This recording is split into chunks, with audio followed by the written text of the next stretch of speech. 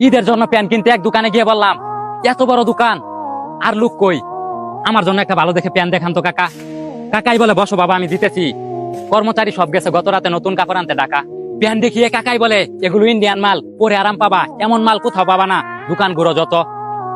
আমি প্যান্টের মাপ যুগ দিয়ে বললাম, কালো প্যান্টটা নিবো, দাম রাখবেন কত?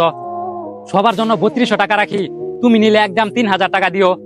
এত চড়া দাম চেয়েও বলেন আমার জন্য নাকি 200 টাকা কম। আমি আবার আপনার কবে থেকে হলাম প্রিয়? যাই হোক, প্যান্টটা কিন্তু তোমার পরনে ভালোই মানাবে, নিয়ে যেও 2500 টাকা হলে। আমি বললাম 300 টাকা দিব, দিলে দেন, না দিলে গেলাম আমি অন্য দোকানে চলে। আরে বাতিজা, রাগ করো কেন? 50 টাকা মিলিয়ে 350 টাকা দিয়ে নিয়ে যেও।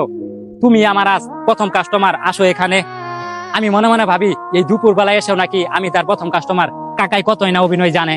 প্যান্ট তো নিবই কাকা, আগে বলেন 300 350 টাকা দিয়ে দিবেন যখন, তাহলে শুরুতে 3200 টাকার শোনান কেন গল্প? কিছু কাস্টমার আছে যারা আমার বেশি চাওয়ার কথা ভেবে ওরাও বেশি বলে, এতে বেশি লাভ, তাহলে কেমনে চাই বলো অল্প? চালাকি না করলে কি আর বলো ব্যবসায় হবে কয়টা টাকা লাভ? তোমার সাথে পারলাম কই, উল্টো বুঝিয়ে দিলে বাপের উপরেও আছে বাপ।